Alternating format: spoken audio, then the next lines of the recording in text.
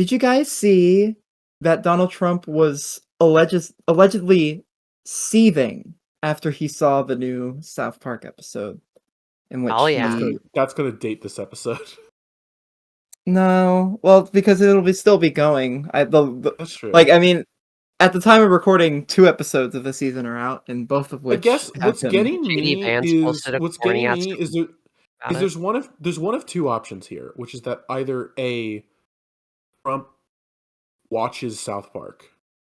There's one of three options here. A, Trump watches South Park.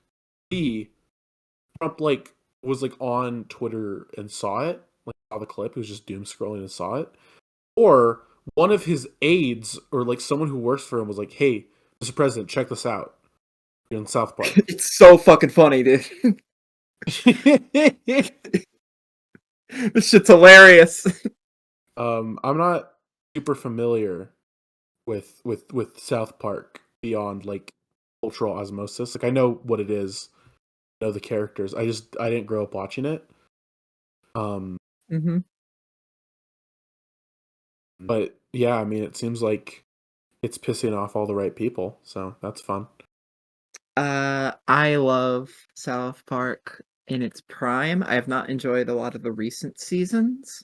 I feel like it's lost a bit of its touch. But I think they've kind of gone back to the style that they used to make the show with, of just just kind of making it up as they go along while also going as far as they can with a certain this episode is going to be about this thing / this person that's currently getting a lot of media attention, and we're just going to fucking riff into it as hard as we can. And that's usually, I think, where their best episodes come from. Like, one of my favorite episodes is when they were really going after the Passion of the Christ when it came out, and the absurd reactions that film had upon release. Yeah. Hello, everyone. Welcome to the Possibly Comedic podcast. My name is Isaac. I'm joined by my two good buddies, Kaylee and Shelby. Would you like to introduce yourself? Hello, I'm Kaylee. Nice to meet ya. I'm the it girl in this podcast. Hi, I'm Shelby. I'm not the it girl of this podcast. I'm just the hot and sexy girl of the podcast. What is it girl? Can someone inform me what it girl means? I don't know. Okay. Oh. Kaylee, can you inform the class what it girl means? It's like someone who's I don't know, hot, sexy, like the star. That's it's a song. It's a song. We have two it girls.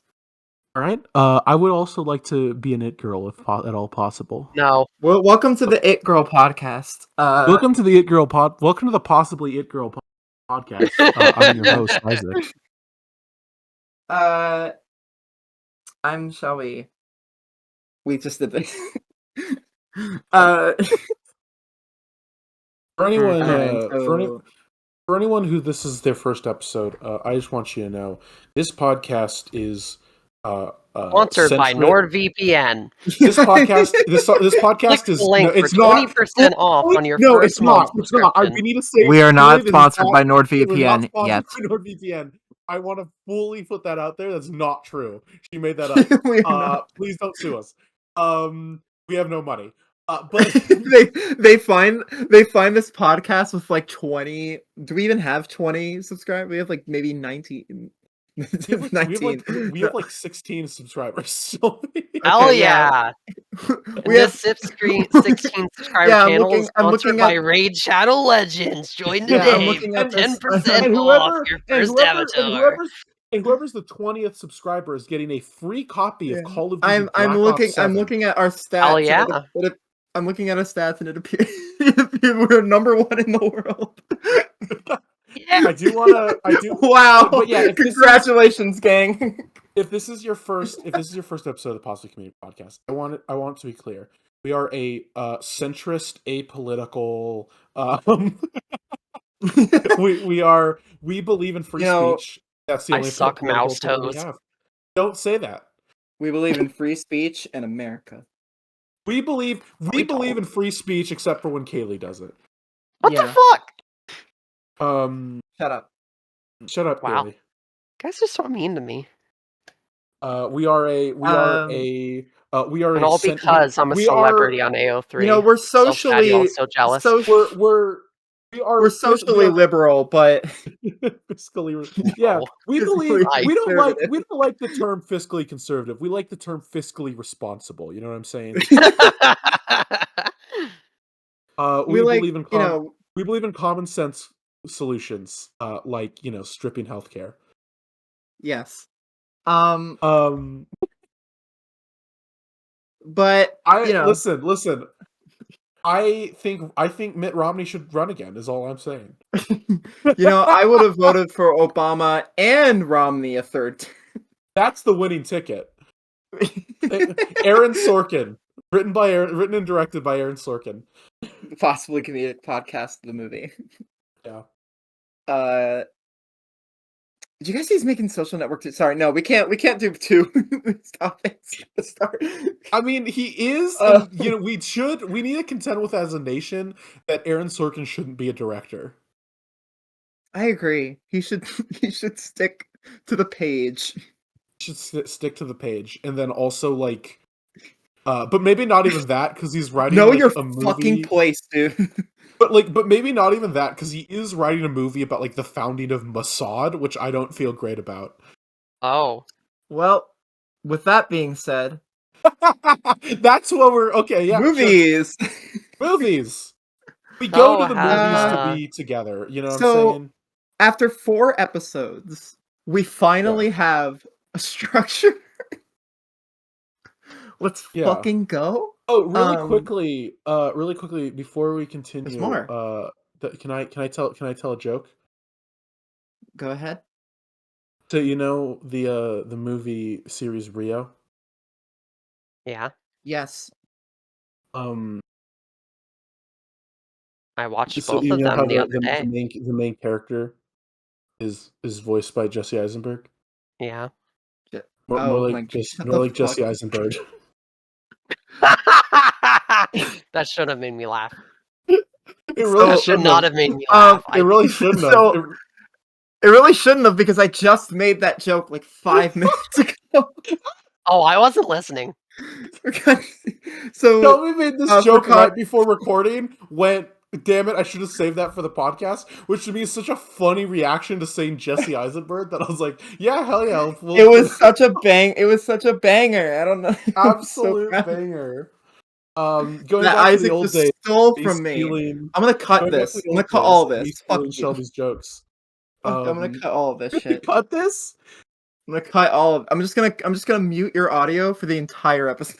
All right. At one point late in the episode, when it's an important conversation, I'm gonna say the joke again. If you cut this. All right.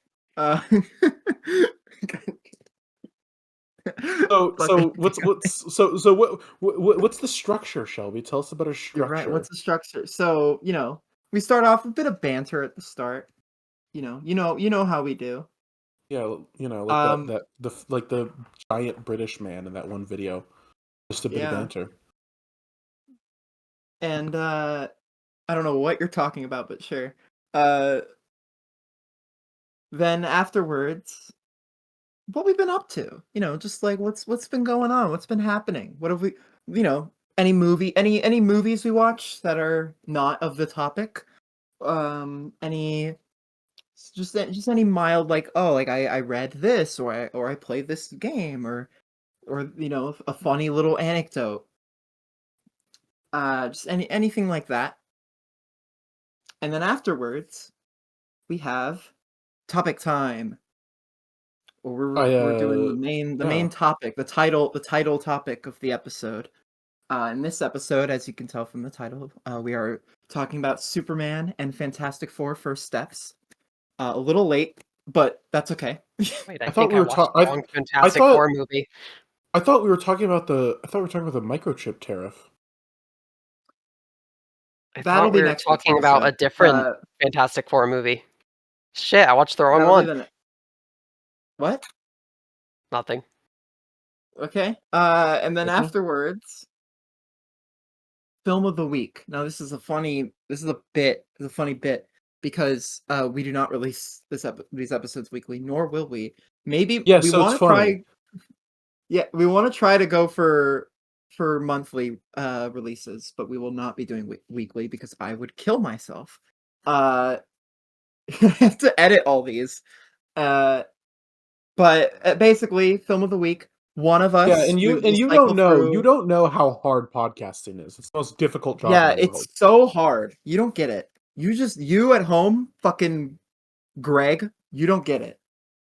Greg is not a real name. Wait, shit, Greg Heffley. That's your right. okay. That's No, that's the fine. most prominent Greg in the modern culture. That's most prominent Greg. Name me one other person named Greg. Go for it. Cestero. I don't know why it's the first one. You know what? I don't know who the fuck that is. It's Mark from The Room. You know, I'll talk about that in a minute, actually. But anyway, okay. Film of the week. We'll cycle through. Each one of us will recommend a movie that we'll talk about the next episode. Like, well, like, you know, it's like, oh, we should watch blah blah blah, and then we watch blah blah blah, and then the next episode we talk about blah blah blah, and then the next person goes like, oh, watch da da da, and you know, it just continues from there. And it's only those movies. No. Anyway, now that we've gotten that in order, Yeah. what have you been up to? Recently I rewatched a movie that's near and dear to my heart. The Centennial masterpiece, Michael Bay's 2007 Transformers film. I don't like you. I watched it with a couple friends. This is the first time I'd seen it in years. I was not invited. I was actively shunned away. No, I asked you if you want to come, and you were like, "Oh, no, I don't." No, I see how it is. You were like, "Oh, I want to watch it in a group chat that I'm not in." I invited you when you joined that call. I was like, "Oh, do you want to join us?" And you're like, "I would only be able to watch the first half, and that's not worth it." Which, by the way, it would be. That movie's hilarious all the way through. 217. It's an absolute banger from start to finish. I will say that movie is solid, like you know, especially the third act, and I forget how much of the DNA of like the stuff I consider, oh, that's from the later Transformers movies, like is in this first one. It's still a Michael Bay product through and through, with all the good and bad that entails. Yeah, I learned something about the Transformers movies the other day that I didn't know. I thought that Mark Wahlberg played the same character as like Shia LaBeouf. I just thought it was a recast. I didn't know it was a different person. Oh, it's a different guy. How am I just learning this? It's a completely different guy. What the fuck happened to Sam Witwicky? I'm pretty sure you know he what? dies. He does die off screen. He dies off screen in between 3 and 4. That's crazy. Yeah. From what? Because we don't know. we don't know. No, because in 5, it's told to us that like the Witwicky, one of the side characters, like, you're the last living Witwicky, and it's like, oh, I guess Sam is fucking dead. Good, honestly. I don't understand. Good fucking riddance. Yeah, the Shia LaBeouf's character in those movies are awful. Starting with the first one, like it's immediate. He's immediately like an awful guy, and starting with the first one. Yeah. Yeah. And then also continue. I have not seen those movies in a really long time, but I might have to watch them again just to. You don't have to do anything. No, I do. And then the only other thing I watched recently is, as you can tell, I'm very highbrow in the art that I choose. Is I started watching season 14 of King of the Hill with my dad. Oh, sweet! I actually haven't started it yet. How is it? I've heard really good things. It so far is pretty good. Like the writing's consistent. I think it strikes a good balance between like the old and the new. You know, it is just Hank Hill like in the modern day, which it's Hank Hill with if he had iPhone, which I know sounds horrifying, but like they pull it off. I think it's the best version of this that it could have been. My only major issue with it is the animation feels way more stilted. Technically, it's better than the original show, but there was a charm with the original show and like kind of the inconsistencies that unfortunately the new one does not have because of the way everything's been standardized. Yeah, I remember seeing the trailer and thinking like, oh, the animation does not look very good, but if the writing still holds up, then I think I will enjoy that. I will have to check that out soon because I really enjoyed the original Hank of the Hill. Hank of the Hank of the Hill? All right, well, let's move past that. No corrections. Yep, Hank of the Hill. I guess that actually leads me pretty well into another cartoon revival that came out recently that was not a downgrade in animation. The Amazing World of Gumball, Season 7, or My as it's now God. called, The Wonderfully Weird World of Gumball. Oh God, they made it woke. They made it like gay. Yeah, they made it The Wonderfully Woke World of Gumball. It's like that. What's that one image of the guy like well, reloading the the first gun? episode has the message "Eat the Rich" in a quite literal way. Spoilers, actually, for the first episode, they do find out that all of their problems in that episode is being caused by a rich cheeseburger, and they get so hungry from malnourishment that they eat him.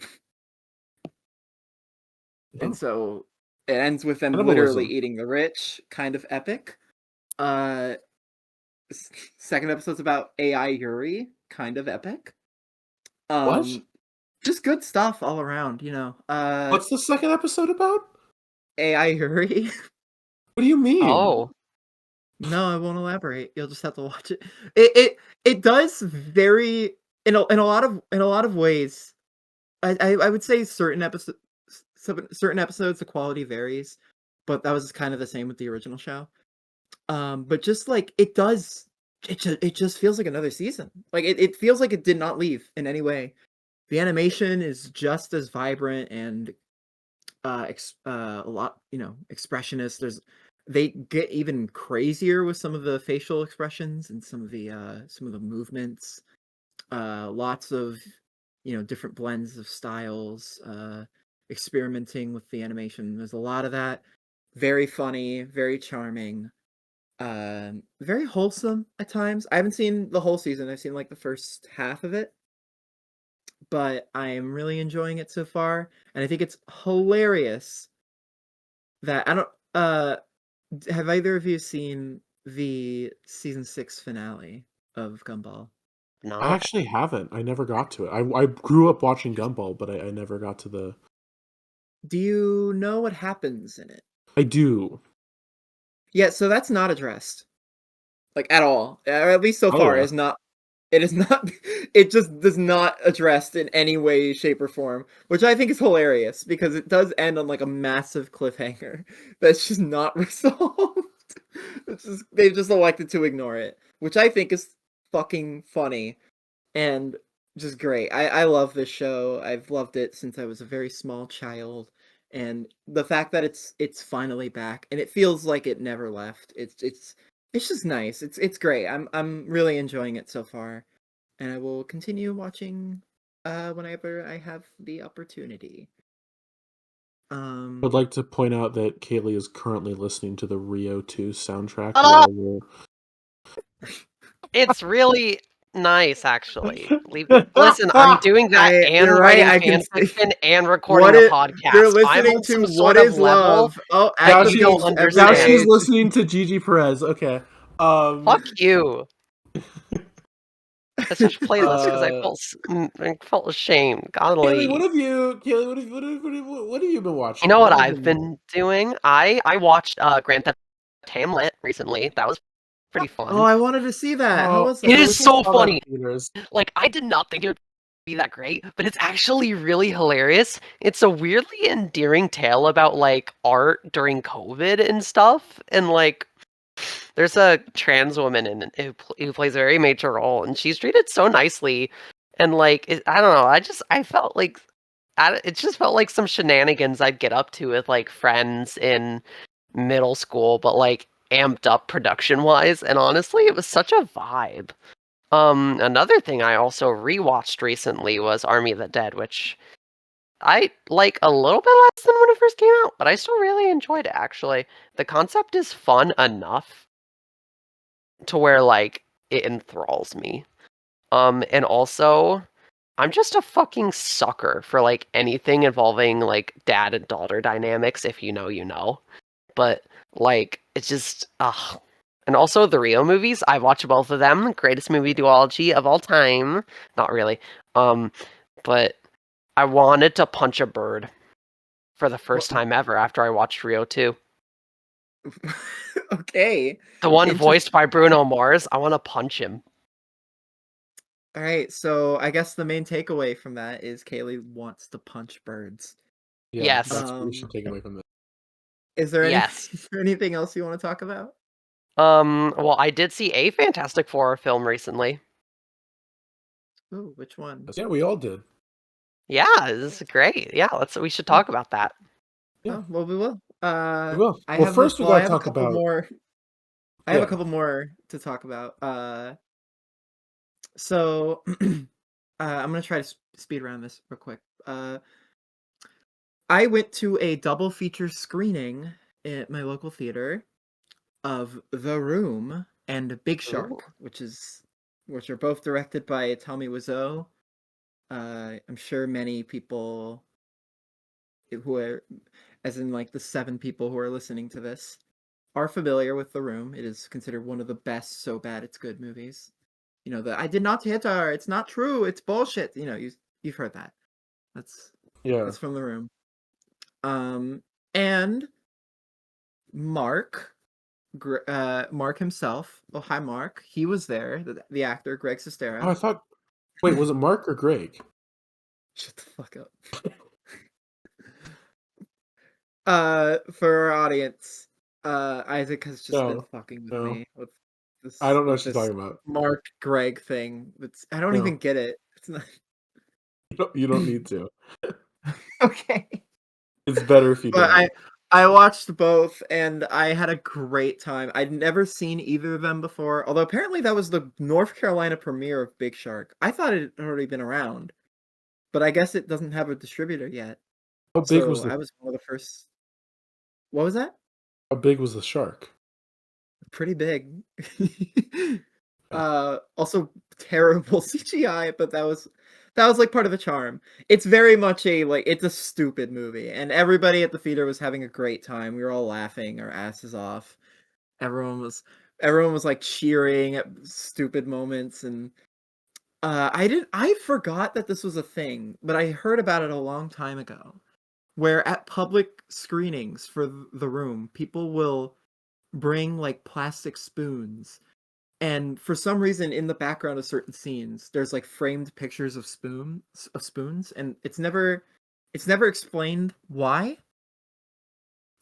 But people at public screenings will bring spoons, and when spoons show up, they'll just yell "spoons" and just start chucking plastic spoons at the screen. And I was in the middle of the crowd. I didn't know this was gonna happen.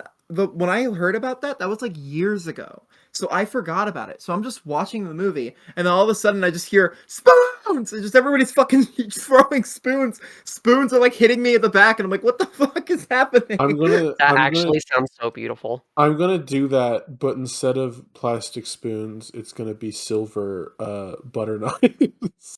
You're gonna throw them at the back of my head. Regular ass butcher knives.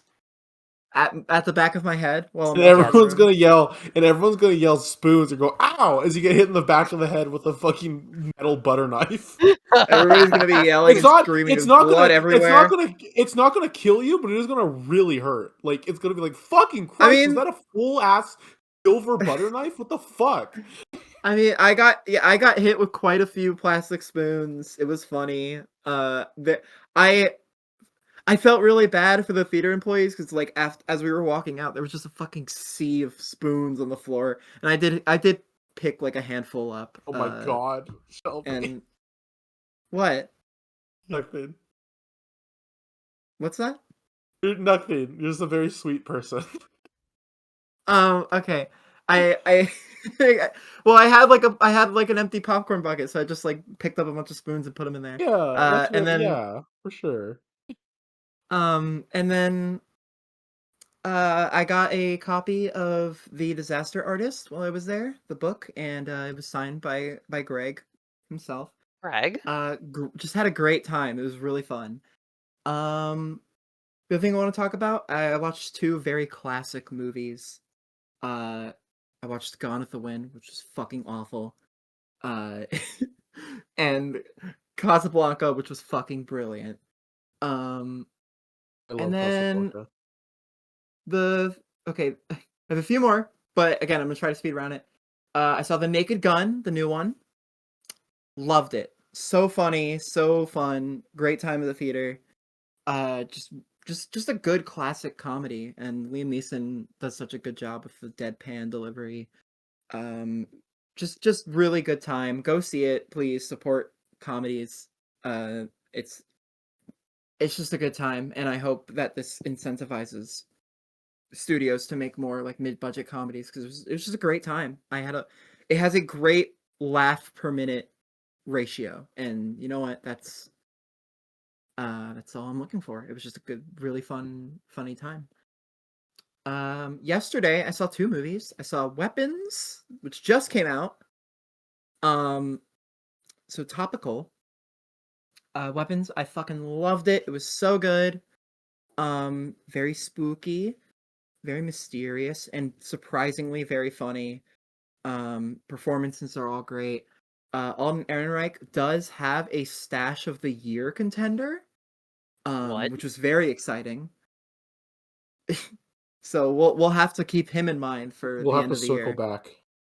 Yeah, but just whenever either of you go to see that movie, just keep an eye out for the Aaron Stash.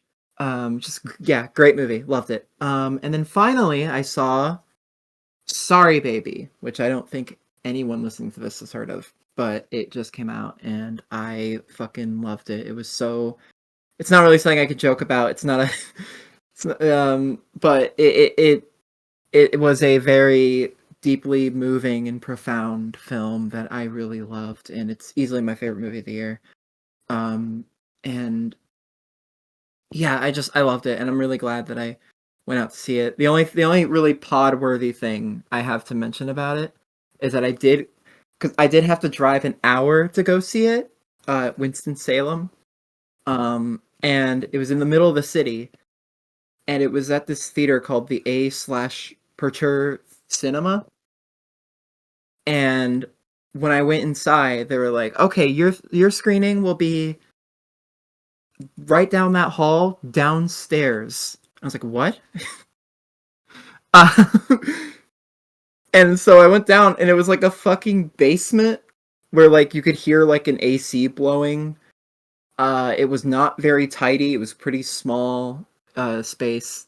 And then I walk inside this room, and it's dark, and there's like 20 seats, and I sit down in this fucking basement. And for some reason, one of the chairs is facing towards the audience, and there's some guy sitting in there just looking at you guys the whole movie, and you don't know why he's there. He's just holding like a broom for some reason. And but the screen was also like the projector wasn't centered, so it was just like a little off. And the letterbox didn't fill the whole screen, so it was just kind of like a small box in like the right side of the screen where the movie was playing.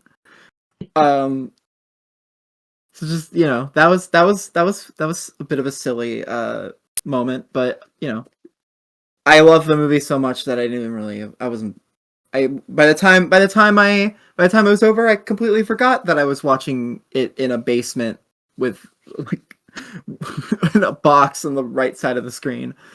But yeah, I loved it. It's so good. Go see it if you can.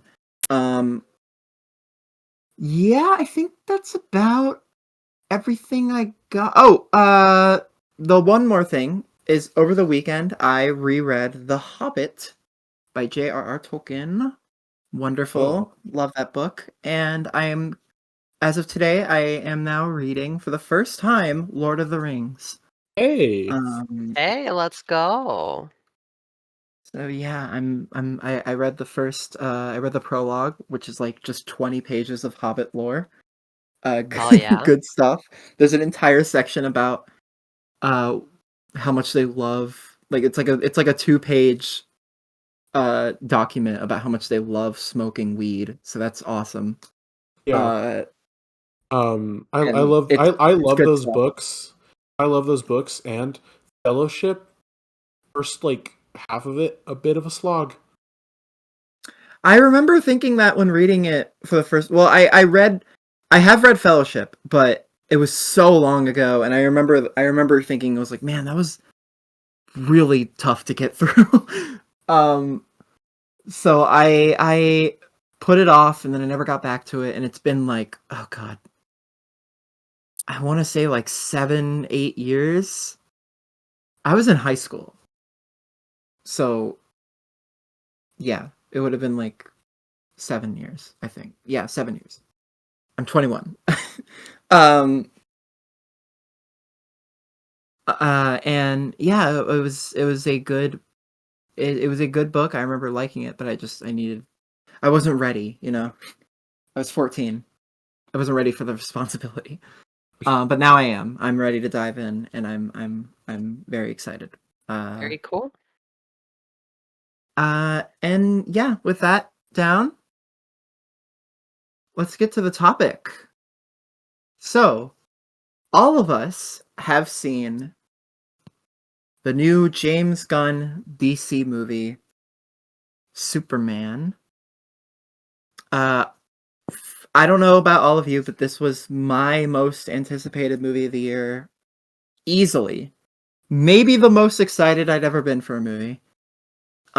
Just the hype leading up to this was so insane, and I just like I found myself thinking about it every single day since like that first poster drop. Not even the trailer, just the poster. I just found myself constantly thinking about it. I rewatched all the trailers more times than I could count. I saw it with my loving partner in IMAX on opening night. And I loved it. It was about everything I was hoping it would be. Um, I guess what are your guys' general thoughts before we like delve deeper into it I think it was perfect. without It was spoilers? just like reading a Superman comic, but in live action, and it made me feel really happy. It made me feel a sense of hope I hadn't seen in a movie in quite a long time, and just it gave me a warmth in my heart that I haven't felt when watching a movie in a while. Um, I think that it was soy. Bring back Cavill. What? Hashtag super shit. Bring it. Hashtag super woke. You know what I'm saying?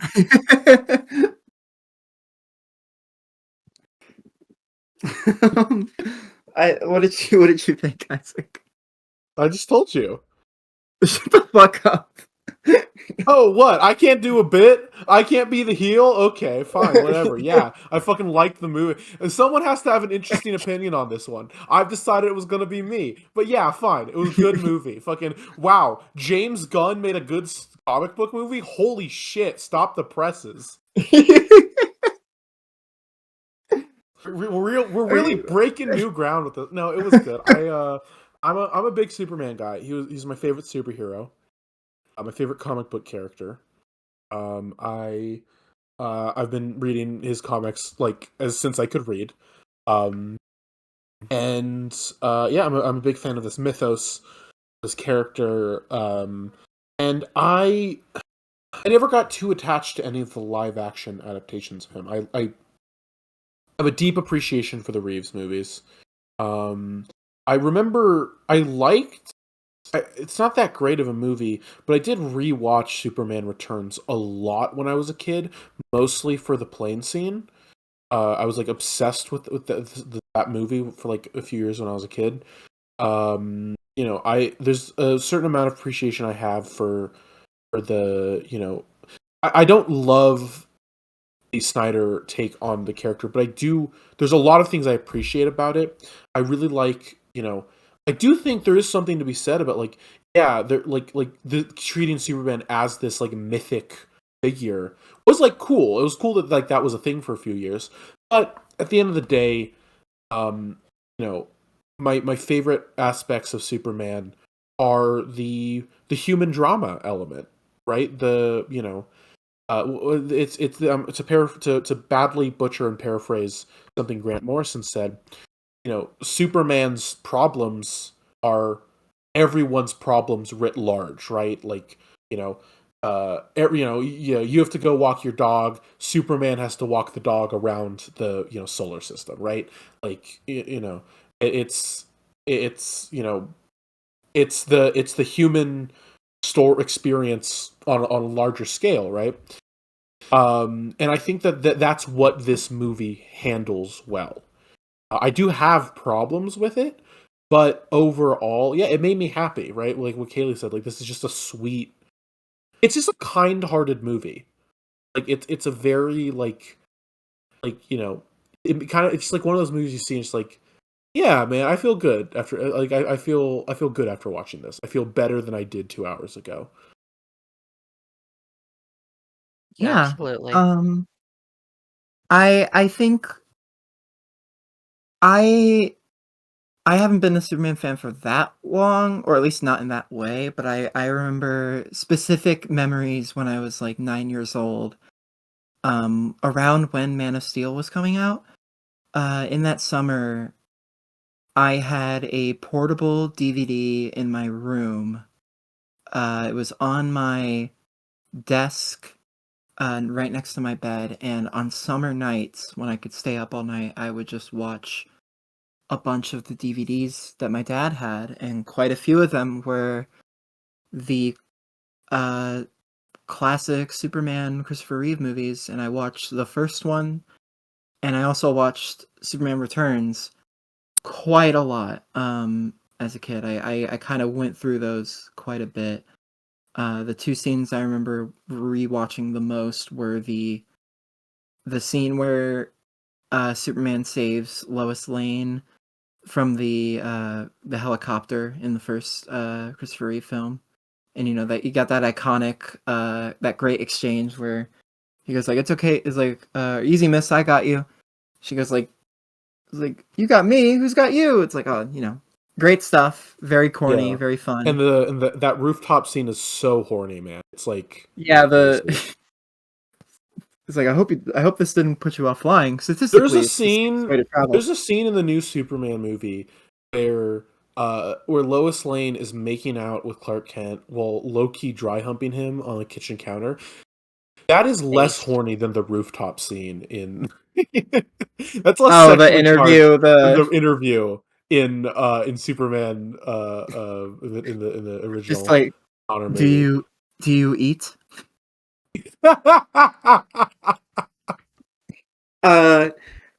Good stuff. Yeah. Then Superman Returns. I remember for some reason the scene that I rewatched the most was when he gets his shit kicked in by Lex Luthor, and then he lifts an island. Yeah. Pretty good stuff. Pretty cool. Not really. It's not a good movie. I Yeah, but rewatched I rewatched it recently, and I was like, oh, this isn't as good. But but have you it's got some considered good that? moments. Have you considered the it's really funny where the little clip where Lex Luthor goes wrong? Yeah, it is funny. Why does he look like that? I actually enjoyed that. I enjoyed that portrayal of Lex Luthor, even though he's played by Kevin Spacey. I was not a fan of, like, even when I first watched it when I was 9 years old. Like, I was really excited for Man of Steel, and even then, I remember watching it and just thinking like, oh, that wasn't. I distinctly remember walking out of it with my dad, and like him asking me like, "Oh, what did you think?" And I said, "That didn't feel like Superman." It's like I couldn't even really explain. I mean, though I knew the one thing I knew I didn't like as a kid was spoilers for a movie that's like 12 years old, but when Superman snaps Zod's neck at the end, I remember thinking just like, "Oh, that's I don't like that." And I still don't really like it, but it's I get why people enjoy that interpretation of Superman. It's just not my thing. Not for me. And I just and then, following that, we just got fucking Injustice and all these different like reinterpretations of Superman in media, and I just like that kind of drew me away from the character. And but then I started reading comic books, which I didn't read a lot of comics as a kid, but um I started reading a lot more comics, and I started reading a lot more Superman comics, and for the past few years I've just been absolutely obsessed with this character, and he's become probably my favorite fictional character. I just love I've been buying more and more Superman books. I have so many collections now, and it just keeps growing, and I love this character. I love reading this character. I love this story and this world and the ideals that he stands for, and the side characters, the villains, the tone, the corniness, the cheesiness. I love all of that. And this film was such a breath of fresh air, not just for like Superman, but superheroes as a whole, because I feel like, it's not an unpopular opinion that superhero movies have gotten very stale within the last few years.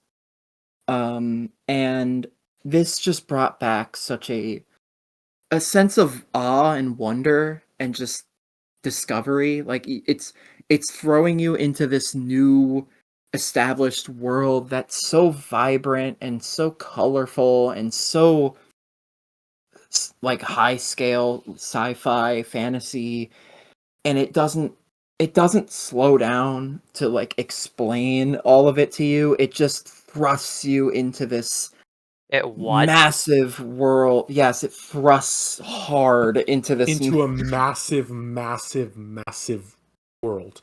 World of wonder and discovery. um, and I loved how in that way it felt like classic superhero films, with that sense of like we're entering this kind of this era of whimsy and excitement and fun. And Yeah. Really, it was if I could describe this movie in 2 words, it would be thrusting and entering. yeah. And I the cast was pretty much all spot on. Like they were all perfect. Nailed it. And I loved the world building. I loved the characters. I loved the color and the just the way things were unfolding. I loved all the sci-fi elements that felt like something I would never see in a movie like this. But it fully embraces it and treats it like it's not a big deal too, which I really appreciated. Yeah, in that way, it does just feel like you're opening up a Superman comic and just reading through, and it felt so fresh and exciting, and it's constantly throwing new ideas at you, and yet it still maintains focus throughout the whole thing. The political commentary, the social commentary, the commentary on the meta commentary on the superhero genre as a whole, and the score, the music, just all of it. I loved it all so much, and I had such a good time, and it got me excited for more. I was like, yeah, I want to see more from this world, because it's so vibrant uh and it feels so lived in, and I just want to see more of the corners of, like, I want to see I want to see this world's version of Gotham City and Batman, and and more of the Justice League stuff, whatever they're going with. I'm more excited after seeing it to see what's next. I'm very excited for Supergirl. I'm cautiously optimistic about Lanterns, but that's got a whole other thing going on with it. I'm very excited for Clayface. I'm excited for Peacemaker. What a Joke, season 2. It felt so good. It made me really, really happy. I think that's just kind of the reaction. That's really all I felt walking out. It's like, yeah, that made me really happy. I was really happy after watching it.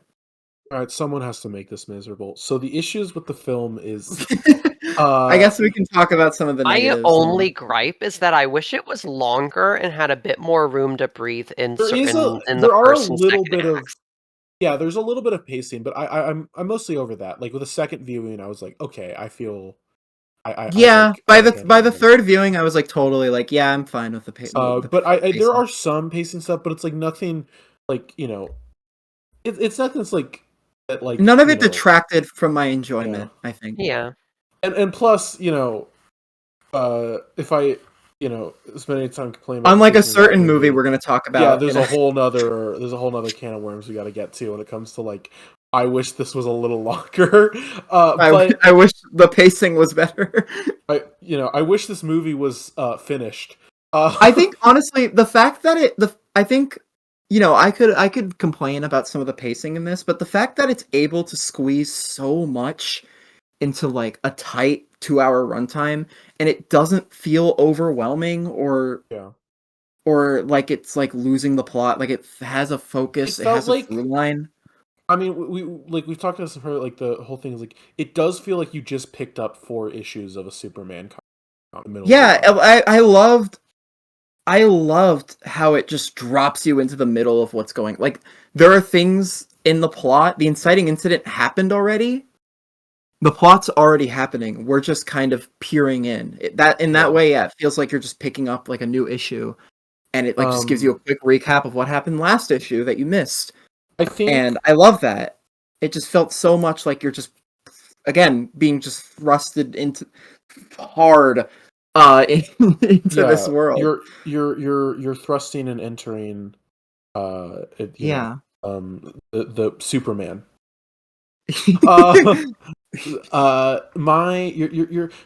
You're thrusting and entering the sick and twisted mind of James Gunn. James Gunn. Wow, that's a callback. Trusting in the Superman must be an experience. That was like almost a year ago. Probably will be no, it won't be a year ago by the time it's in October. Well, maybe I don't know. October, right? No, it was August. Oh, hey, yeah. Yeah, it's been about a year since the pod started, and we're only 4 episodes. That's not great. Okay, once per 3 months is a steady flow, I think. I think it's been like 5 months. I know, but on 5 or 6 months. So I do have issues with this movie, and some of them come from something that was some of them come from something that was unavoidable, which is that this is the first Superman movie after the Snyder era, which means this Superman movie, it couldn't just be a Superman story. It had to be yet another, what does Superman mean to the modern age? Let's define what Superman means today. Like it had to be a redefinition of the character, just because that's where the character was at. Yeah, but well, it was necessary. I think it was necessary because of, and I think it does a very good job for the most part of like reconstructing the character in a way that makes him feel relevant to the modern day, I think. And you can see like on like social media, like a lot of people resonate with this redefinition of the character. Like even people who weren't Superman fans, for sure. And I'm also like, and I'm excited for a sequel just so we can get past the like, like you watch like a movie like Sam Raimi's Spider-Man 1, and that's just a movie. That's just it's just a Spider-Man movie. It's not a movie about Spider-Man. You know what I mean? And that's like I think we've been stuck in I hope, and again, it was necessary for this era, but like every Superman movie since like 2008 has been about it isn't a Superman movie per se, or it is, but it's not just a movie with Superman, it's a movie about Superman in a metatextual way. And it's like, I am ready to move past that. It's been like, fucking 15, 16 years of this. And again, this movie needed to, just because of like, how kind of unpopular the character was starting to, I mean, maybe not unpopular, just but how like, much I would say like how much like the character has been just completely like brought down since like in the 2010s. The characters just like we haven't had a proper Superman. There was a lot of confusion, I guess, around the characterization. Yeah, this was, I would say, Man of Steel was the deconstruction. This was the reconstruction. It's bringing Superman back, the classic Superman back to the modern age. I will say, like, you can tell Gunn's like, what is the, what's this version of Superman? Like, what does Superman mean? Okay, and as part of that, he made a decision that I really don't like. I guess, should we get into spoilers? Yeah, this is going to be a spoiler, major spoiler. Yay! Yeah, spoiler time. You should absolutely watch it first. Skip ahead to Fantastic Four if you don't want to hear us talk about Superman spoilers. So in Superman 2025, there, the message was sent with baby Kal-El, as it usually is. And it's from his parents, his biological parents from Krypton, and we hear the first part of the message throughout the or pretty early in the movie, in like the first 15 minutes, and it's it's what you would expect, right? It's like like, we love you, we sent you to this place, and then it cuts off. Too good. I just heard a sneeze. And then it cuts off. Jor-El says that in the like, sorry, babe. Hold on, what the fuck was that? We gotta start. Sorry, we gotta start it over. Unfortunately, the message is lost. And yeah, it's like damaged, and it's like, oh, that's sad. But he imagines what the rest of the message says, and it's kind of sweet. It's a very like hopeful, like a very Clark Kent thing to do, right? Like, yeah, I did like the line that his dad says later on, where he says, like, he says something like, I think what you wanted that message to say says more about you than anything anyone meant for it to say. And so it's later revealed as a twist in what what I like to call the this is a very scientific term, the no bad point of the movie. It's when all the lights turn out in Jurassic Park, right? That the message is actually the real message. The metaphorical lights turn out in Superman. The real message is Jor-El being like, we sent you to Earth because fuck bitches. Because humans are stupid, and you need to get money, get bitches, get your money up, get your bitches up. Yeah, you know that Andrew Tate clip? It's like, next time your girlfriend says, let's go movies, say, no movies! I'm locked in, I'm in the trenches, I'm getting rich. Stand by and enjoy the fruits of my labor, or be gone! Yeah, so that's what Jor-El said. Jor-El tells his son Kal-El, hey, you need to like have babies. You need to start a harem. He basically turns the camera and was like, hey, that like whole you need Jor-El is basically a pickup artist. Yeah. But he's basically like, you need to do great replacement theory in real life. Yeah. It was that one guy. There was one guy that kept like getting fake in real life. Sorry. Kept getting like fake identities and like this. I think this was in a European, like a Central or Nordic European country. I can't remember which, but he kept like going to different sperm banks with different IDs and donating like copious amounts of sperms to the banks, and you're not allowed to do that, and because like you can't spread that much DNA. And he got like in trouble. He went to jail because of this. Oh. And this is what he wanted Kal-El to do. Is like, yeah, spread your seed, son. I'm pretty sure, don't they like actually say that? Like something along those lines, yeah. Spread your it's like your seed. His mom was like, take up many wives. And then it's like, now I'm realizing that we're leaving out the crucial part of this. The parents, the mom and dad, Lara and Jor-El also do say like, "Hey, you rule the world. Rule the earth, rule without mercy." It would be funny if they left that part out and it was just like, have a lot of sex. We don't care about anything else. Just have so much sex. Well, I think I at first I remember when I was watching it. At first I was like, oh, they want him to like. They want this so that Krypton doesn't die, so that in some way Kryptonians survive through Kal-El. Yeah. But then they were like, but also rule the planet. Yeah. Well, I also like the implication that like polygamy is fine it's like legal on Krypton.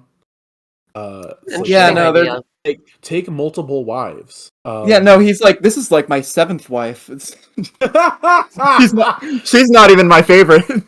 Jesus Christ. Damn. And I deeply do not like this change. And here's what I'll say. Mostly because he's played by Bradley Cooper. Yeah. Yes. No, I'm kidding. That's the central reason. It's his second time playing a Jewish. Never mind. That's too niche. Wow. That's pretty niche. The deep cut. But here's the thing. I understand what Gunn was going for. Which was that, the whole thing of like, oh, you're the sins of the father don't define you, right? You define yourself. That's what he was going for, and I respect that. The whole thing of like you choose your own path, And Shelby, you've brought up something that's like, you don't think that the movie's about how Clark should reject his Kryptonian heritage because of like the way it ends, right? With right. I'll talk about my defense for the decision, but I will give you the floor for now. However, I understand what he was going for. Right, I will say though, if the movie is going for an immigrant story, which James Gunn said it was shortly before release, making the L's evil really sucks, man. It's not. Okay. So I'm pretty in the weeds here. I am a huge Superman fan. I love the mythos. I love the Kryptonian aspect of it. It is so cool to me as this and I've always loved this story of Jor-El and Lara as like these desperate scientists, right, who couldn't save their planet, but at the very least they can save their son. And it's in the society that's like that's like failing, right? This Byzantine bureaucracy failing to save the world because of all these because of ego, because of like just distrust in one another, because of just general not believing that things are getting bad until it's happening, right? Hey, that seems pretty relatable right now. And like Krypton like has never been portrayed as like a perfect society, right? It's a society. There's issues, right? There's problems. The culture, but there is like an interesting culture there, and specifically, I think my favorite portrayal of it is probably in Superman Smashes the Klan, which is a book that everyone should read. Fantastic. That is my favorite Superman book. It's not my favorite Superman book, but it is my favorite portrayal of the L's, I think.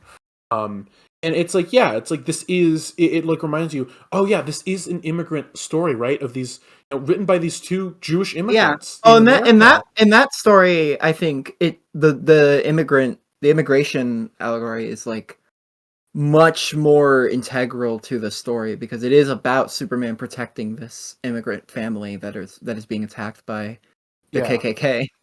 And it's like and it reminds you, it's like, yeah, um this was made by two Jewish guys, Siegel and Schuster, in the in the 1930s, who came from Europe, right? And these this is an immigrant story, and that changes throughout time, right? Like, an immigrant story today means something different than an immigrant story in the 30s, to different people depending on who's telling the story.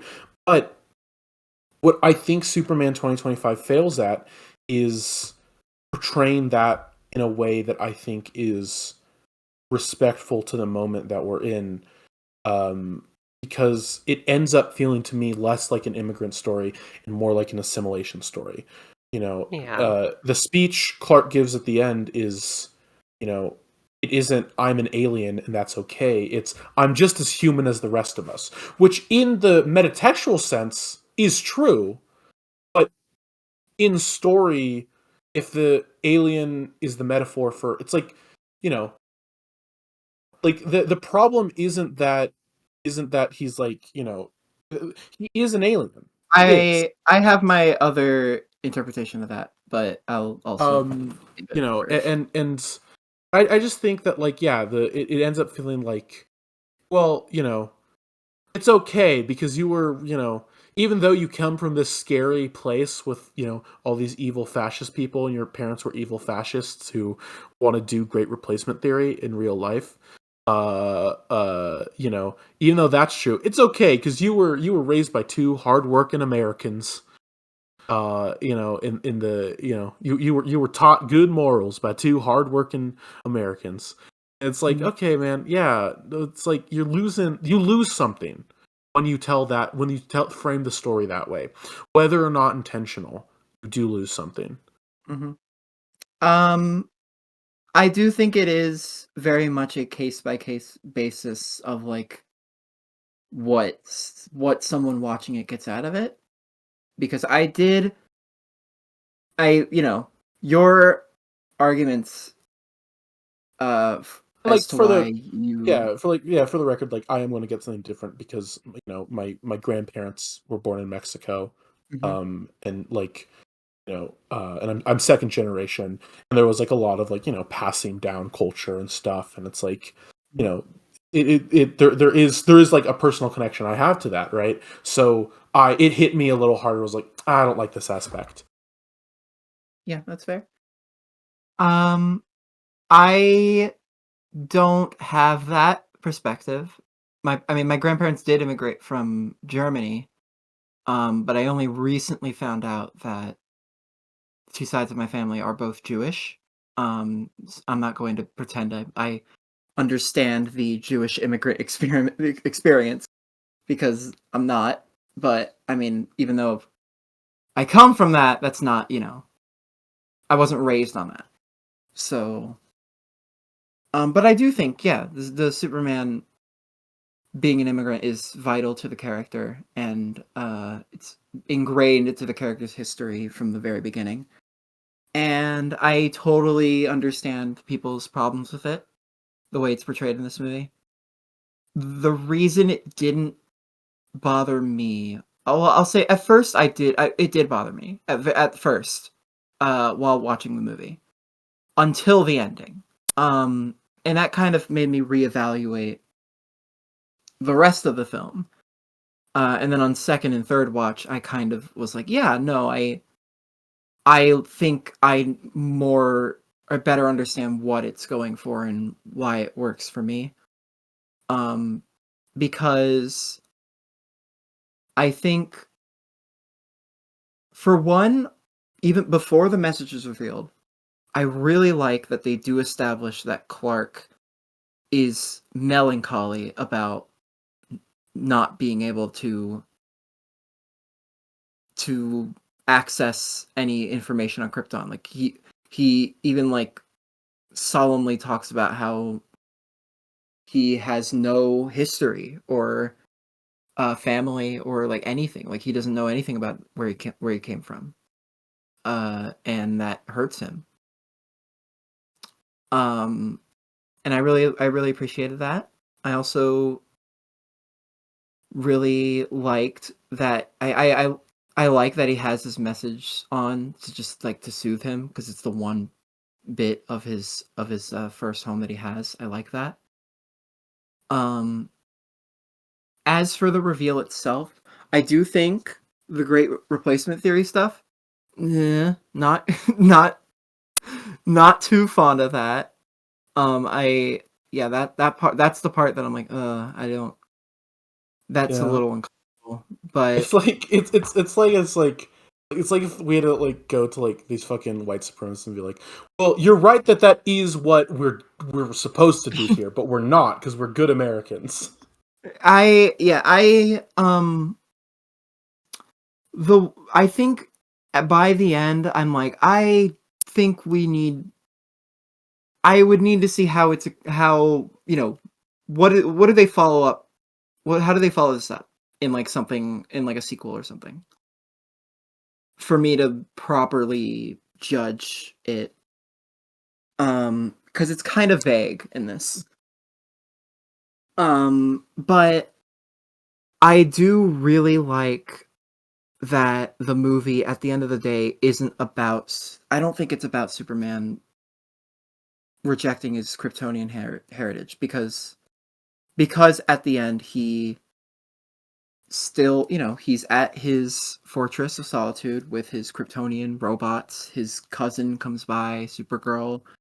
He's got, Crypto. Like, there's still that part of him that's still there, and he still accepts that.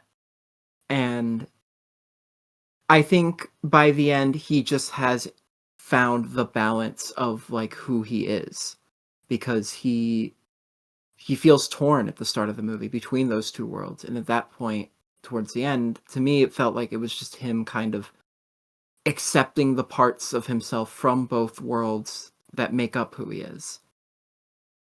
The Krypton, Krypton is where he came from. That is part of who he is. But it is true that he was raised by Pa and Ma Kent, and so to him, like, that is home as well.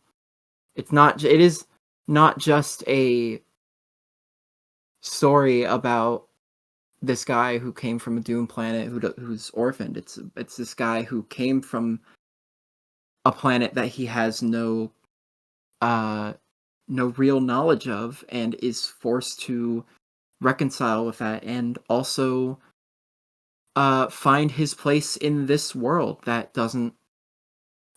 operates differently, and he doesn't entirely know how to fit in. And I really liked that speech with Pa.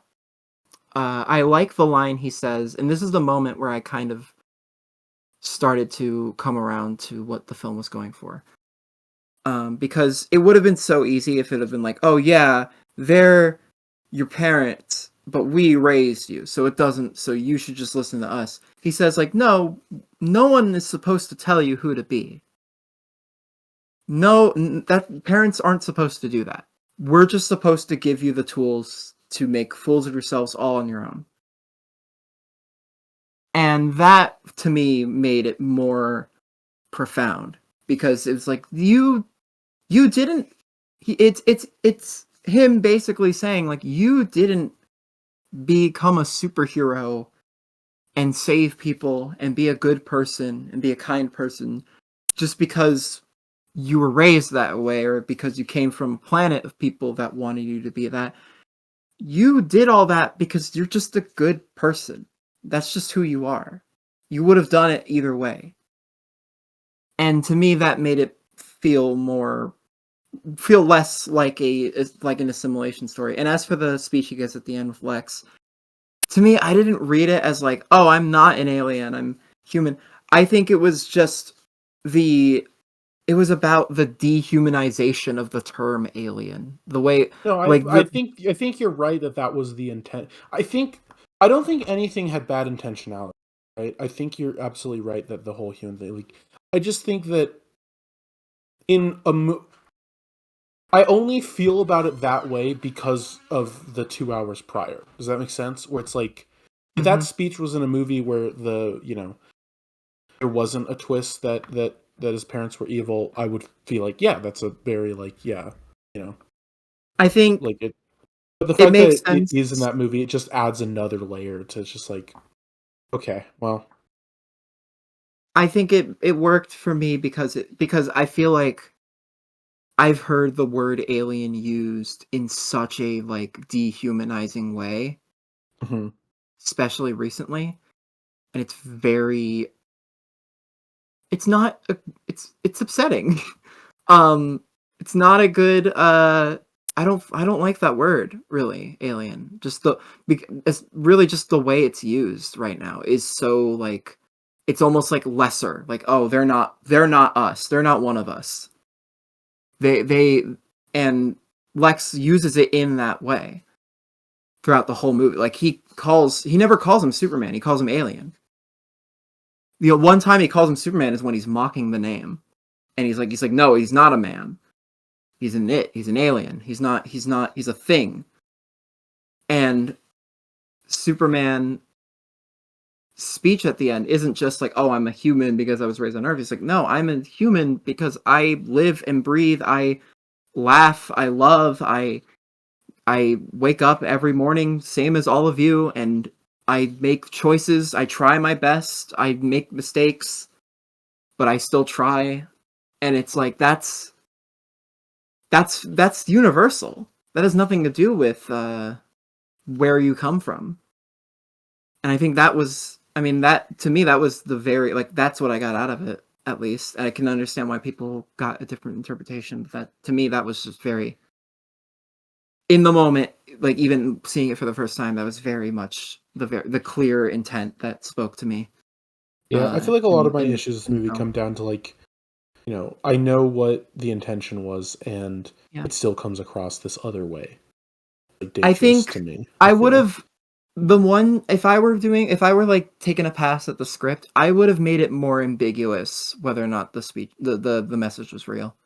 I think that was like it's so like they spend so much time trying to like there's so many lines about like, no, it's real, it's not fake, it's real. It's real. Like no, there's 3 separate lines about that in the film. Yeah, like they constantly trying to like be like, no, it's real. Nope, it's legit. This isn't fake. It's not AI. Like they have to constantly remind the audience. And I was like, I would have left it ambiguous. Yeah, I think it would have been more powerful if like even like Superman maybe asks Lex about it at the end of the film when he's in prison, and Lex just doesn't give him an answer. I think that would have given more weight to because and it also ties in with like the way media has been doctoring, information. And I do like the way media was used in this film, like the fear mongering spread by like media and the way I will say, for better or worse, this movie is the most aware that any superhero movie has ever been of like online discourse. I think it does a good job at understanding the ways like fear mongering can like change perspective on something that should abundantly be like obvious, but is like not because people fall for it so easily. It's like people just like don't like question it. Which is why, you have characters like Lois Lane, which I think that in that way made her role in the film so much more clear than her role in previous Superman films has. Like, I like the attention on media because it gives the Daily Planet crew more of a purpose in the film. And also the fucking basically Lex Luthor having his army of troll bots. That was the funniest joke in the entire movie. Yeah, it's so funny. Like that stuff like that, like I could see that on like a Silver Age fucking cover, like a like Lex Luthor being like, "My army of monkeys will destroy your reputation, Superman." Like, and I could totally see that like being like the cover of an issue of a Silver Age Superman comic, and like it's stuff like that I really appreciate it because it feels real and that like it does have something to say about the world we live in, but it adds a little bit of a comic booky sci-fi twist to it that's fun and unique and inventive. And like, yeah, I just loved all of that. I loved I think that's what made this work in a lot of ways, is that even though it is this very grand scale, very fantastical sci-fi world, everything feels grounded in reality in some way. Yeah. Like, oh, this represents something that it does exist in our world. I will say we've been talking about Superman for a little while now. We haven't been funny in a little while. This is a comedy podcast. So I do think we should start moving towards Fantastic Four. Right. Well, what would you guys give it out of 10? I'd give it a 9. I'd give it a 9.5. I gave it 5 stars. Realistically, I'd probably give it like a 9.5 as well. Right. But like there's like minor issues I have, but overall I think the last the last 2 things I have to say is like, yeah, it is a triumph. Like this is good footing for the. It's a net positive for superhero films and a good start for the DC. Like I'm very excited to see what's next. And the only other part is man, yeah. I'm a bit worried we gotta drop Netanyahu from a building, man.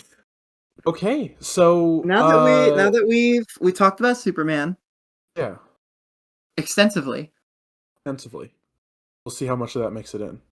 We're 120 into this podcast, so I just want to. Okay. Okay, so the other movie that came out recently was because the only movies that matter are apparently superhero movies. Yeah. Was Fantastic Four. Wait, I thought that came out in 2015. No, that was Fantastic that was Four. Fan 4 Stick. That was Fan 4 Stick. We're talking about Fantastic Four First Steps. Shit, I watched the wrong movie. What do you mean? Oh no! Wait, did you actually? You watched the 2015 one? Maybe.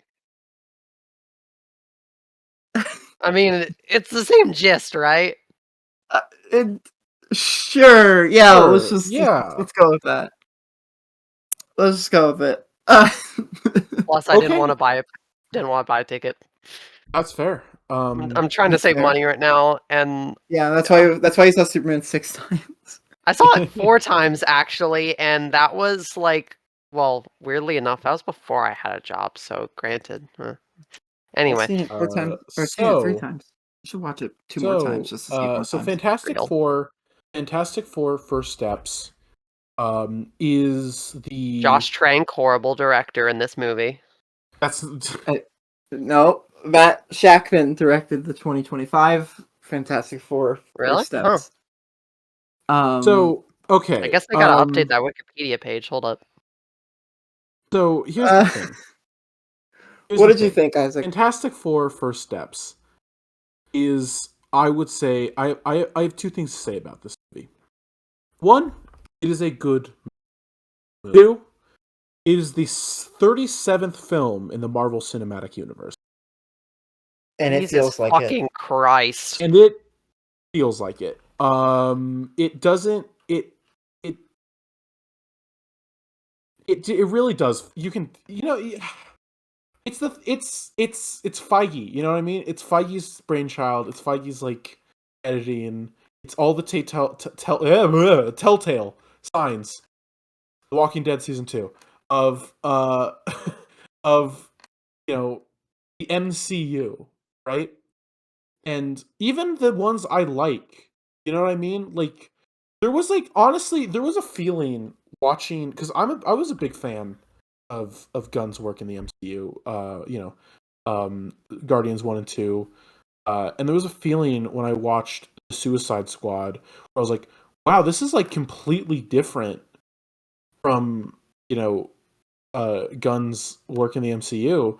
I was like, that's because it was still an MCU movie. You know what I mean? Like, even the really fucking good ones, the genuine solid bangers that the MCU has, once you get past, like, I'd say the last one that felt like its own thing was honestly, like Captain America, the first Avenger, right? Like, Avengers onward is like, this is an MCU movie. You know what I mean? Yeah. And I think Guardians 3 gets away from that a lot. Wakanda Forever tried to get away from it, but didn't really succeed. I love that movie, but there's some see where Feige, you can see where Feige had his grubby little hands, had his greedy little paws on it. Yeah, on it. Literally, and he has paws. And even this year, we got Thunderbolts, so I thought was excellent. But it was like, even that was like, oh, this feels like a return to form when the MCU was like putting out this feels like a phase 2, like, 8 or 9 out of 10, right? Kaylee's listening to Chapel Roan now. Hey. She was listening to Tyler the Creator a second ago. But they're like my 2 faves right now. Yeah, for sure. 2 great artists. But like the MCU just, feels like homogenized right now with like very few exceptions. And I just think that,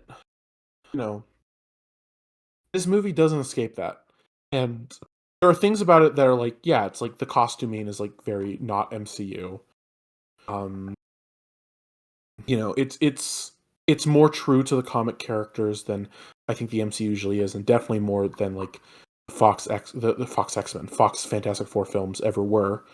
These feel like the pluses I'll give it. These feel like the Fantastic Four ripped right off the page, right? Like, this is a good adaptation. I love the characterization. As a comic fan, as someone who has read like Hickman Fantastic Four and dabbled a little bit in the 60s and 70s stuff, and like enjoys these characters. I'm not as like much of a mega fan of them as I am of like the character of Superman, for example. But I've read a little bit of their comics. This feels like them. This feels like those characters, especially Johnny and Sue, which I think have kind of been fucked over in the Storm siblings. I think got the short end of the stick in at least that first, those first 2 movies. And then, it's just, and so to have these characters like a genuine, real adaptation of them, that's great. However, as someone who likes films and storytelling, this was like this wasn't a complete movie. Yeah. It wasn't finished, it felt like. It felt like a movie that maybe once at a certain point was a movie. At a certain point, it was a real movie, like a full, fleshed out movie with fleshed out characters, fleshed out world, fleshed out plot. Yeah. And when we're saying like, when we're using like full movie, real movie, we're not doing it in like the fucking, even like the cinephile, like, oh, it's not a real movie way. It literally isn't real finished. Movies. No, it doesn't. It feels.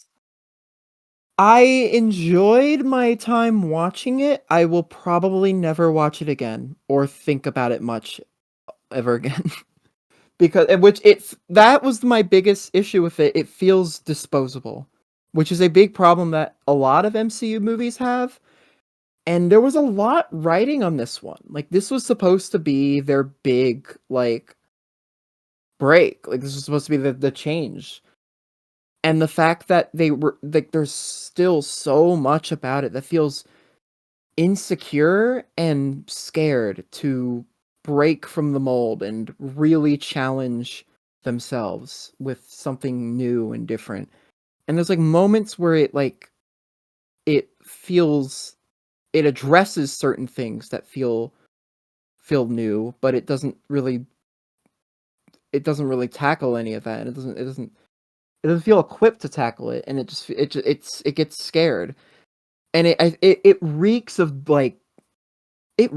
desperation and trying so hard to be the first good Fantastic Four movie that it's too it's trying so hard to be it's trying so hard to be the first like good Fantastic Four movie that it never dares to be a great one.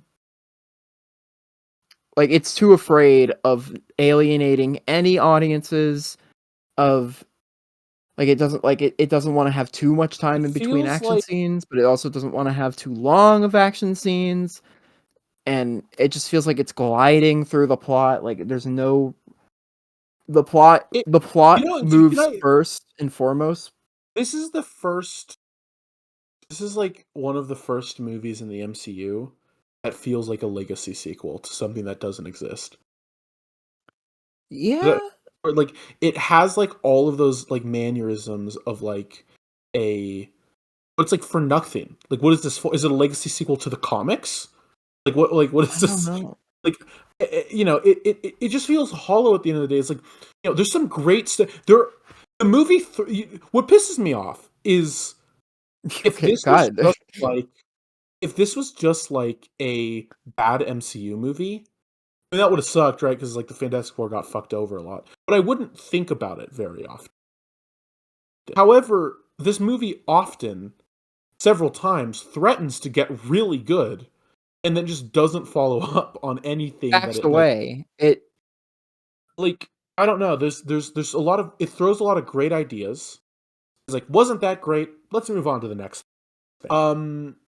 And there's just like, so like for example, there's a lot of stuff in the trailers that you watch and you go, oh my god, I can't wait to see that, in the movie. And you watch in the movie and you don't get much more out of it than you got from the trailers. It's like it was, or it's just not in there. Yeah, or just like there's quite a few things from the trailers. Like half the marketing was built around the we make sure to have family dinner every once a week. And that scene's not in the movie. Yeah, the other thing I remember thinking when I walked out of it, me and my brother were in the car after seeing it, and we were talking about it, and we kind of came to the realization that this movie doesn't have any character arcs. There's no growth. I mean, characters, there's a lot of almost arcs. There's a lot of like characters. Yeah, the closest almost having growth. Johnny gets the closest. Like it's like, oh, but really it's just like Johnny just proving himself. Like he's not changing as a person, which is like fine. But if there was something else for everybody, like, what is the difference? There's no protagonist. What is the difference between Reed and Sue's relationship? Who is this movie about? Yeah. Fucking Silver Surfer has her whole thing off screen. Like she has an entire arc off screen. Should we get into spoilers? Yeah. Yeah, okay. Spoilers for Fantastic Four. Fantastic Four. It's like, it's the coming of Galactus again. I guess better. Except way less interesting than the comic version. Yeah, which is like, but then better than the last time it was adapted. Yeah, but in like because I read a lot of the Lee Kirby arc, or the Lee Kirby run of Fantastic Four before seeing this, and yeah, the Galactus like 2-issue arc, it's really memorable. But it isn't very long, and I was like, oh, they'll probably expand on it more in the movie, and they kind of don't. It's like somehow much there's like much less going on. Yeah. Than in the film, and there's a lot about the film that just annoyed me from a storytelling like standpoint of just we're not going to tell the story.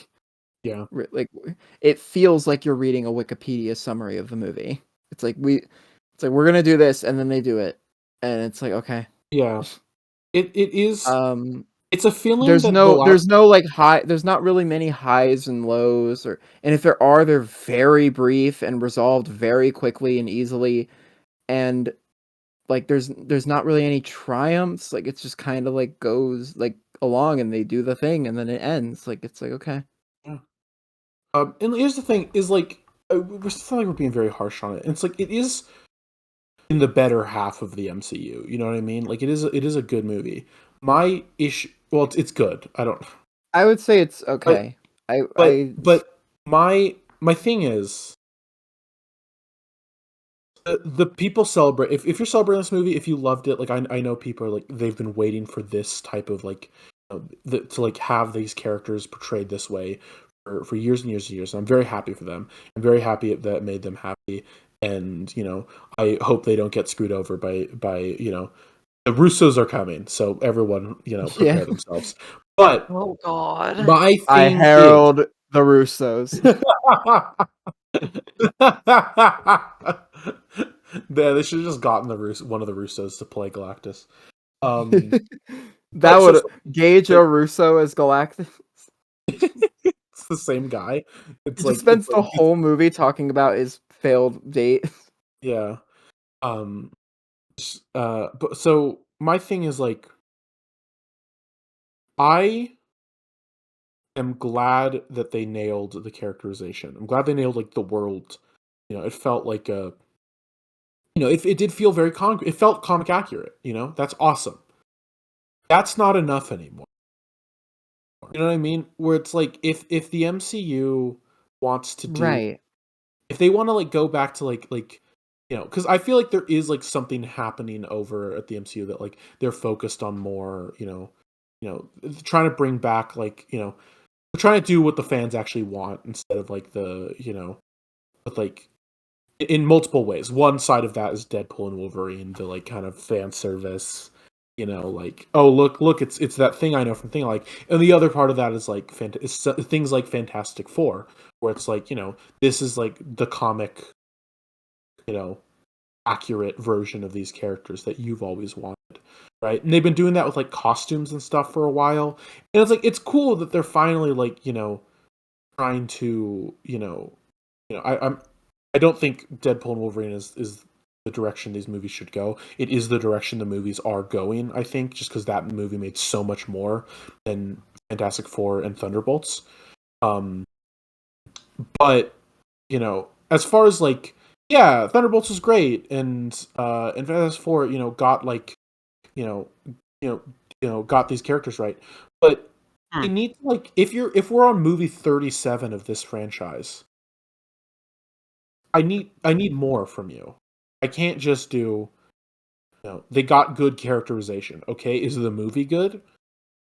There's 125,614 works on the MPreg tag on AO3.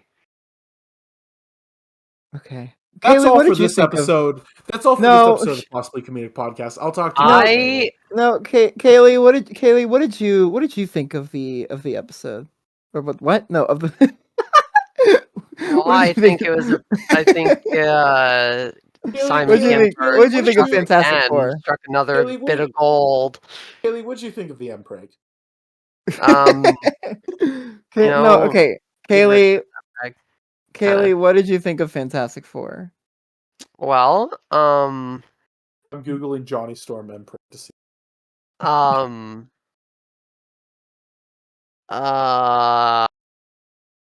What did you think of the Fantastic Four that you watched? Oh, it was bad.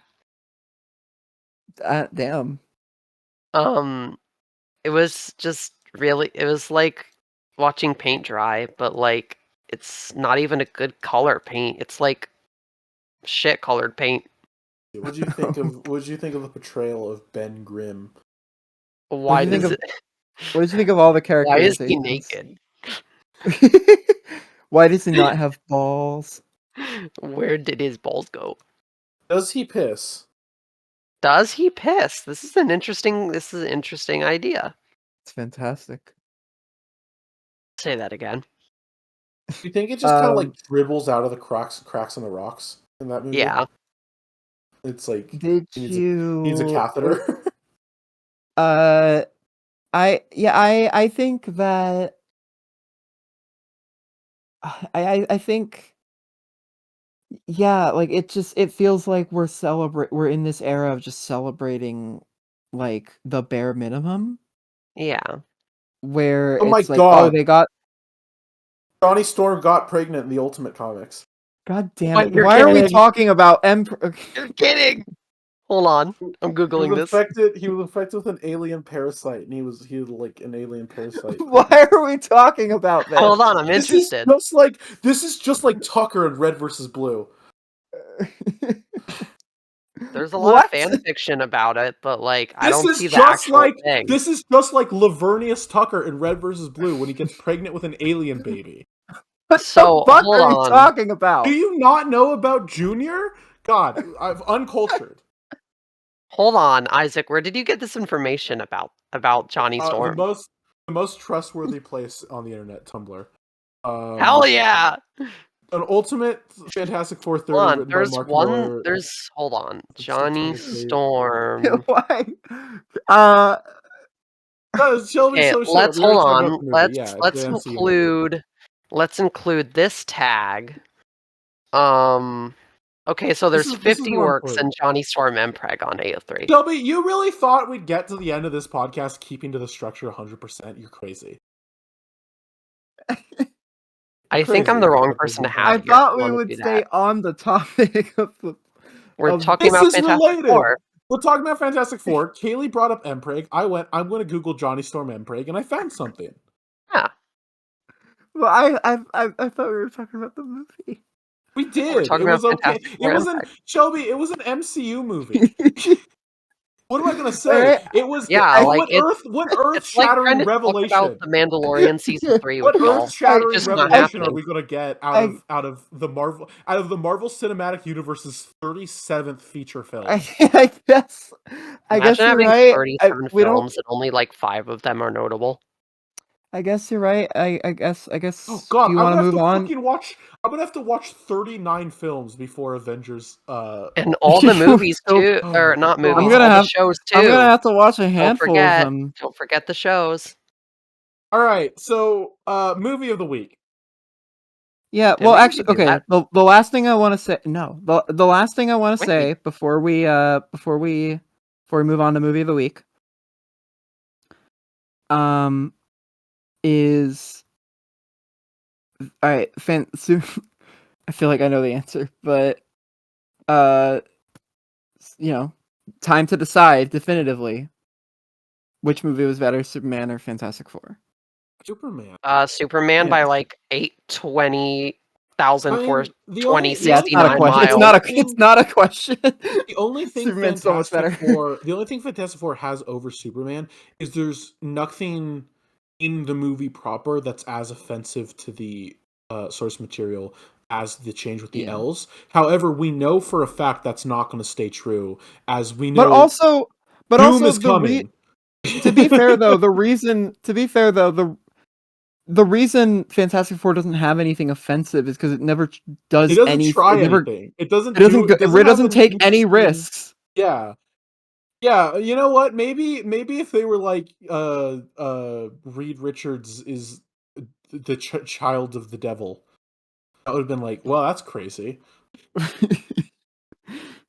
Yeah, that would. You know what I'm saying? Yeah, sure. That would. Satan shows up 80 minutes in. It's like, I'm your dad. I'm your dad, Peter. Also, Johnny, you're pregnant.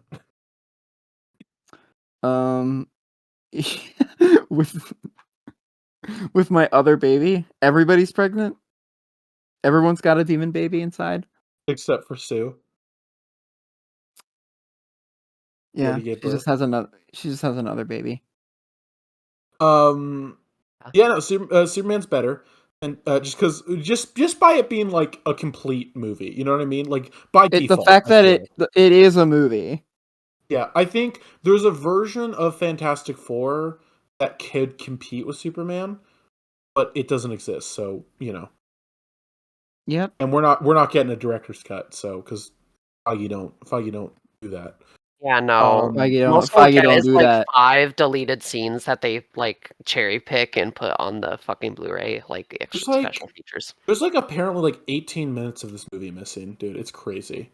Yeah, from the cut that was supposed to be like that was like they started selling tickets for it, and then they re-edited it last minute, and it just you could feel the desperate cuts. Okay, yeah, we've talked about this movie enough. There's really not much else we can say. MCU movie. That's all we gotta say. Yeah, Bye. 6 out of 10. Johnny Storm gets pregnant.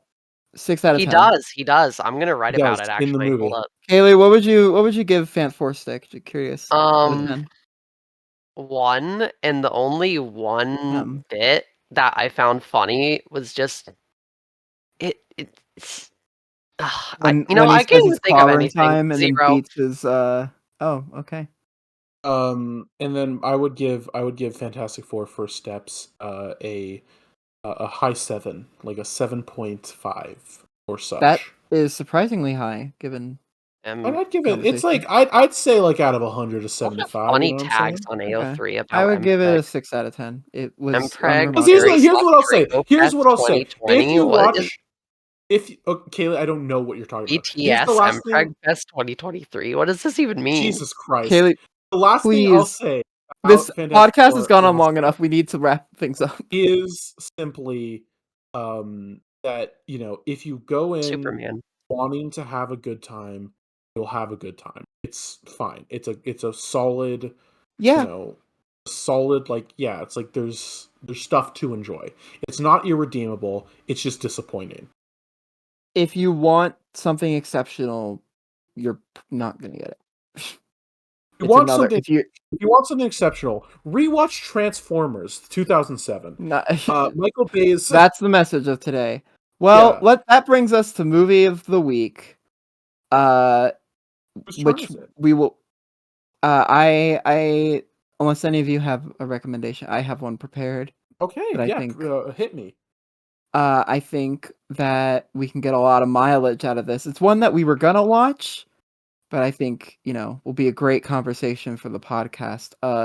The 2025 film War of the Worlds, starring Ice Cube.